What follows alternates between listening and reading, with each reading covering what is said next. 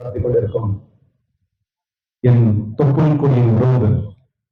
இங்கிருந்து நாங்க வரும்போது ஒரு காட்சி என்னன்னாக்கா, சாவுக்கு ஒரு மாலை எடுத்துன்னு வருவோம். அப்போ அந்த வீட்டுக்காரங்க வந்து அவங்களை எதிர்பார்த்து நிற்குவாங்க. அந்த ஃபீல் எனக்கு ஆச்சு. ஏன்னா இது தொப்புள் கொடி உறவு. இது யாரோ ஒரு போராட்டம் பண்ணிருக்கிறாங்க, அந்த போராட்டத்துல போய் நம்ம நின்று பார்த்து வரலான்றது இல்லை. இது தொப்புள் கொடி உறவு. என் மச்சான் உட்காந்துக்குவான், அங்க பார்த்தா என் சித்தப்பா பையன் உட்காந்துக்குவான், அங்க பார்த்தா எங்க அண்ணா உட்காந்துக்குவான், இது பெரியப்பா பையன், இது மாமா, சின்ன மாமாக்கு தம்பி அப்படின்ற மாதிரி எல்லாமே பார்த்தாக்கா இது ஒரு தொப்புள் கொடி உறவு. இந்த கோலார் தங்கவயல் இருந்து எல்லாமே அப்படித்தான். நம்ம எல்லாம் உறவுக்காரங்க. இது ஏன் வேற்றுமை பண்றான்னு சொன்னாக்கா, நம்ம அடிப்படையை வந்து தமிழர்கள் ஒண்ணு, அதுக்கு அடுத்து பார்த்தா ஷெட்யூல் காஸ்ட் பீப்புள்னு சொல்லிட்டு இதை வச்சு நம்மள வஞ்சிக்கிறான். வஞ்சிச்சுட்டு இந்த மாதிரி நம்மள துன்புறுத்துறான். என்ன ஒன்னா, இந்த ஆர்சிடியூல ஒரு விஷயத்த கேட்டேன் நானு. ஒரு டெமோ, ஒரு வேகன் தயாரிக்கிறதுக்கு ஒரு டெமோ, அது வந்து இன்ஜினியரிங் யாரும் வரைஞ்சு கொடுக்குறாங்க. சென்டிமீட்டர் இவ்வளவு மீட்டரு, இவ்வளவு லென்த், இவ்வளவு பெர்த்ன்னு சொல்லிட்டு எல்லாம் கொடுக்குறாங்க. அந்த டெமோ வந்து ஒரு 100 செஞ்சுக்கிறாங்க. அது முடிஞ்சிட்ட பிறகு அந்த டெமோவை பிரிச்சு போட்டுக்கிறாங்க. டெமோ பிரிச்சு போட்ட பிறகு மறுபடியும் அது ஆர்டர் வருது செய்யணும்னு சொல்லிட்டு. அப்போ இந்த கான்ட்ராக்ட் லேபர்ஸ் சொல்லிக்கிறாங்க, டெமோ தேவையில்லை சார், அதை நாங்க பண்றோம். டெமோ தேவையில்லை, ஏன்னா அந்த மாதிரி ஒர்க்கர்ஸ் கூட தனியாக நீங்க அவனுக்கு 7 வருஷமா இருக்குது பண்ணல, பேச்சுவார்த்தை நடத்தல, இவங்கிட்ட பேசினா அவங்ககிட்ட பேசுன்ற, அவங்ககிட்ட பேசினா இவங்கிட்ட பேசுன்ற. இதெல்லாம் நாங்க வந்து நான் எதுல சம்பந்தப்பட்ட இல்லை. ஆனா பொது மனிதன் நான். இந்த போராட்டத்துக்கு என்னுடைய ஆதரவு இருக்குது. ஏன்னா இது மாதிரி எல்லாமே ஆதரவு தெரியுது உங்களுக்கு. இப்போ கேஜர்ல போட்டு பார்த்தாக்கா போராட்டமே ஸ்தம்பிச்சு போயிடுச்சு. போராட்டமே எதுவுமே இல்லை. எல்லாம் என்ன பண்ணிட்டா தெரியுமா, ஆல்டர்னேட்டிவ் பண்ணிக்கலாம். தண்ணி இல்லையா, 2000 ரூபாய் தண்ணி காலங்காலமா நடந்துருக்குது. ரோடு இல்லையா, இந்த ரோட்டுல சர்க்கஸ்காரங்க ஓட்ட மாட்டான், கேஜர்காரன் ஓட்டுறான். ஏன்னு ஆல்டர்னேட்டிவ்ல போராட்டம் இல்ல. ஒன்னே ஒன்று சொல்றேன், டாக்டர் அம்பேத்கர் சொன்னது இப்பதான் நீங்க கவனிச்சிருக்கீங்க. என்னன்னா, கற்பி ஒன்று சேர், புரட்சி செய், ஒன்று சேர்ந்துக்கிறீங்க. நானும் ஒன்று சேர்றோம். இதுமாயிட்டு புரட்சி நடந்துருக்குது. இப்போ 20 நாளா போராட்டம் நடந்துருக்குது. இந்த போராட்டத்தை முன்னேற்றம். ஏன்னா அந்த மாதிரி இந்த ஊரை பண்ணிட்டானுங்க. அதனால தொழிலாளர்கள் என்ன சொல்றாங்கன்னாக்கா, கற்பீங்க போதும் நம்ம ஒரு குறைந்தபட்ச எஸ்எல்சி படிச்சுக்குவோம், டீச்சல் போயிடுவோம், பியூசி படிச்சுக்குவோம், டீச்சல் போயிடுவோம். இதுதான் நம்ம பேசிக்க.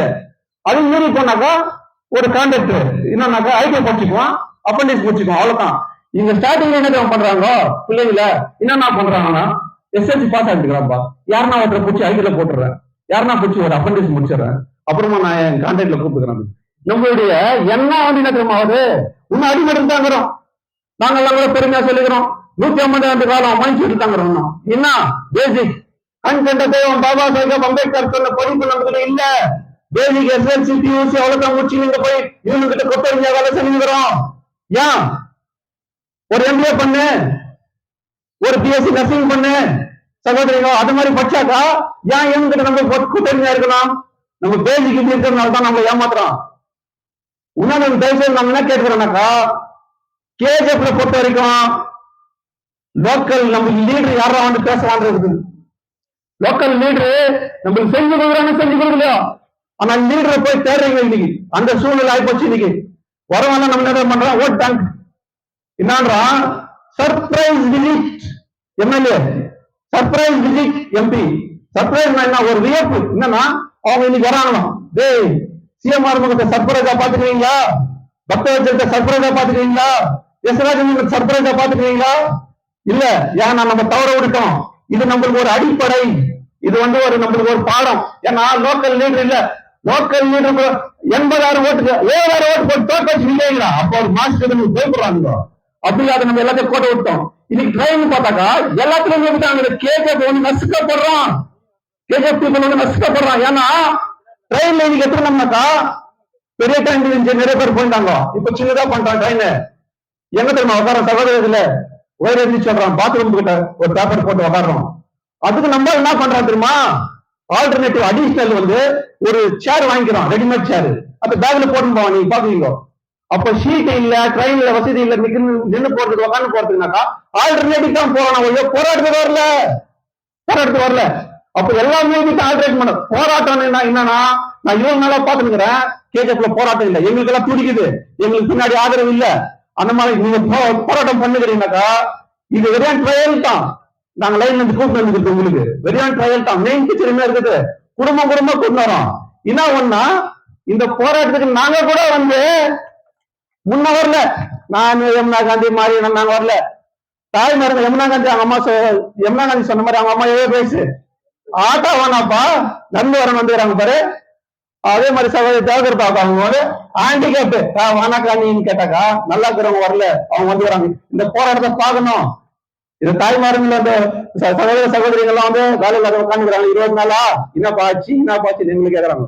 அந்த மாதிரி இந்த போராட்ட குழுவுக்கு எங்களுடைய ஆதரவு எப்பவுமே இருக்கும். நான் பேச வேண்டியதெல்லாம் என்ன நிறைய பேசிட்டாரு, அதனால டைம் வேஸ்ட் பண்றதுக்கு விருப்பம் பண்ணல நானு. அதனால என்னுடைய ஒரே இதோட முடிச்சுக்கிட்டு உங்களுக்கு என்னைக்கு இருந்தாலும் ஆதரவு எங்களுக்கு இருந்தே இருக்கும். நன்றி. நாட் ஒன்லி வெல்டிங், வெல்டர் மாத்திரம் பண்ண மாட்டாரு அவரு, ப்ரொஃபைல் மிஷின் கட்டிங்கையும் வேலை செய்வாரு.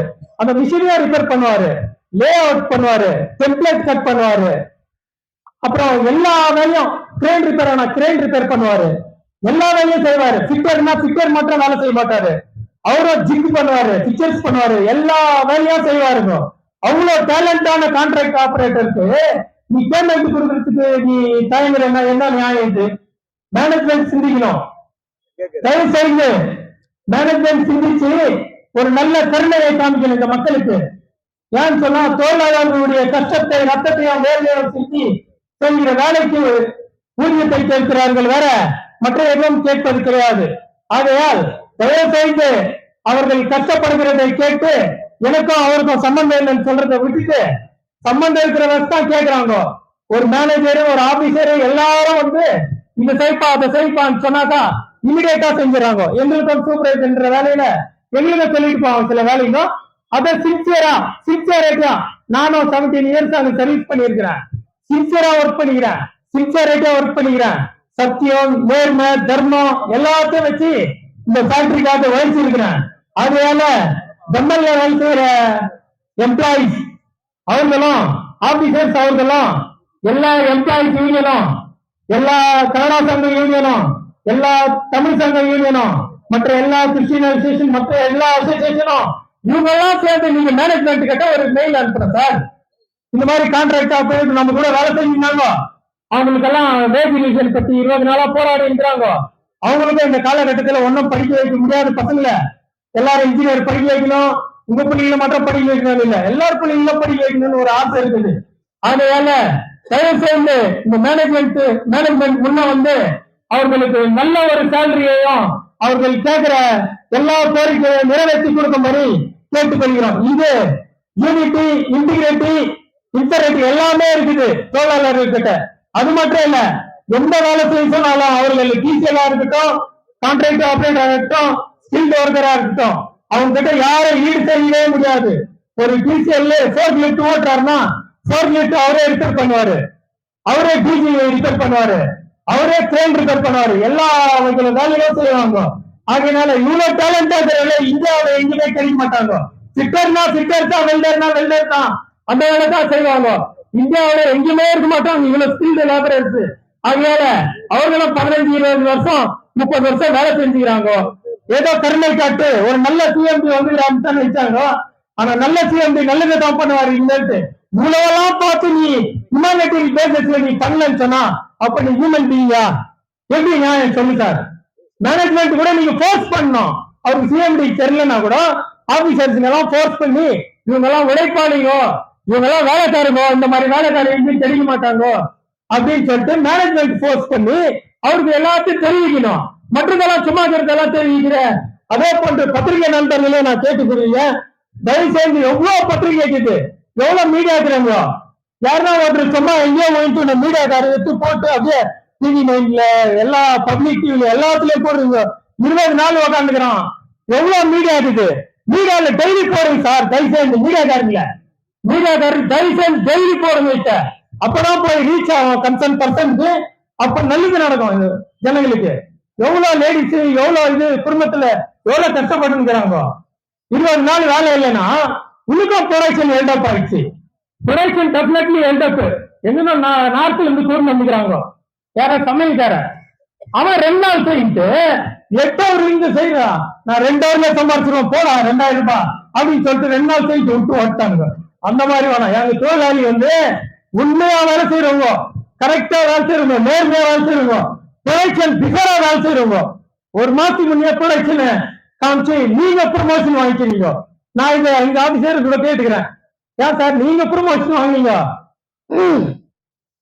எங்களுக்கு ப்ரமோஷன் தெரியல, எங்களுக்கு சம்பளம் உயர்வு பண்ண மாட்டேன்றீங்க நீங்க.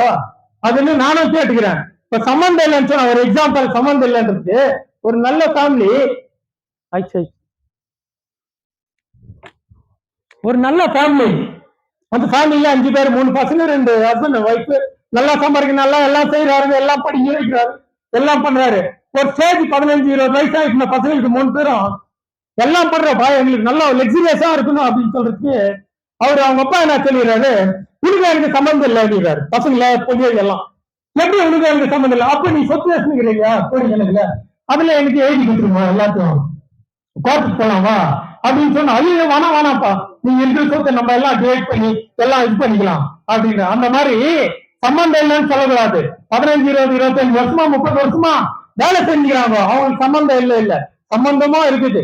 இது ஆபீசர்ஸும் சம்பந்தம் இருக்குது, கவர்மெண்ட்டும் சம்பந்தம் இருக்குது, எல்லாம் சம்பந்தம் இருக்குது. ஆகையால தயவு செய்து இந்த கான்ட்ராக்ட் ஆபரேட்டரும் டீசல் உடைய தொழிற்சாலைகளுடைய கோரிக்கை தயவு செய்து வெற்றிகரமா முடியணும், நிறைவேற்றி கொடுக்கணும் மேனேஜ்மெண்ட் என்று கூறி என்னுடைய உரையை முடித்துக் கொள்கிறேன். நன்றி, வணக்கம்.